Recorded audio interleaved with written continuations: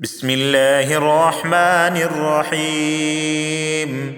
تبارك الذي بيده الملك وهو على كل شيء قدير، الذي خلق الموت والحياة ليبلوكم أيكم أحسن عملا وهو العزيز الغفور، الذي خلق 7 سماوات طباقا ما ترى في خلق الرحمن من تفاوت فارجع البصر هل ترى من فطور ثم ارجع البصر كرتين ينقلب إليك البصر خاسئا وهو حسير، ولقد زينا السماء الدنيا بمصابيح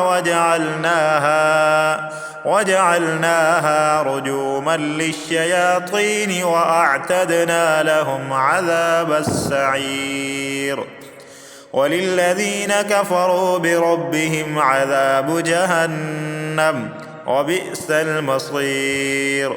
إذا ألقوا فيها سمعوا لها شهيقا وهي تفور تكاد تميز من الغيظ، كلما ألقي فيها فوج سألهم خزنتها ألم يأتكم نذير؟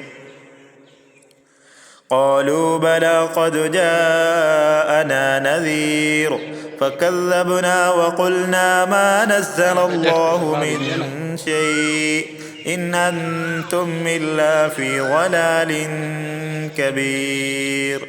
وقالوا لو كنا نسمع أو نعقل ما كنا في أصحاب السعير، فاعترفوا بذنبهم فسحقا لأصحاب السعير. إن الذين يخشون ربهم بالغيب لهم مغفرة وأجر كبير. وأسروا قولكم أو اجهروا به إنه عليم بذات الصدور، ألا يعلم من خلق وهو اللطيف الخبير. هو الذي جعل لكم الأرض ذلولا فامشوا في مناكبها وكلوا من رزقه وإليه النشور.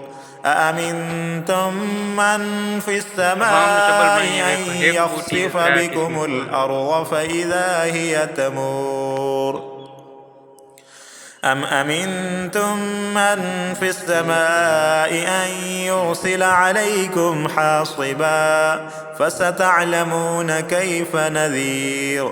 ولقد كذب الذين من قبلهم فكيف كان نكير. أولم يروا إلى الطير فوقهم صافات ويقبضن ما يمسكهن إلا الرحمن إنه بكل شيء بصير. أمن هذا الذي هو جند لكم ينصركم من دون الرحمن إن الكافرون إلا في غرور. أمن هذا الذي يرزقكم إن أمسك رزقه بل لجوا في عتب ونفور. أفمن يمشي مكبا على وجهه أهدى أمن يمشي سويا على صراط مستقيم. قل هو الذي أنشأكم وجعل لكم السمع والأبصار والأفئدة قليلا ما تشكرون. قل هو الذي ذرأكم في الأرض وإليه تحشرون. ويقولون متى هذا الوعد إن كنتم صادقين. قل إنما العلم عند الله وإنما أنا نذير مبين. فلما رأوه زلفة سيئت وجوه الذين كفروا وقيل هذا الذي كنتم به تدعون قل أرأيتم إن أهلكني الله ومن معي أو رحمنا فمن يجير الكافرين من عذاب أليم قل هو الرحمن آمنا به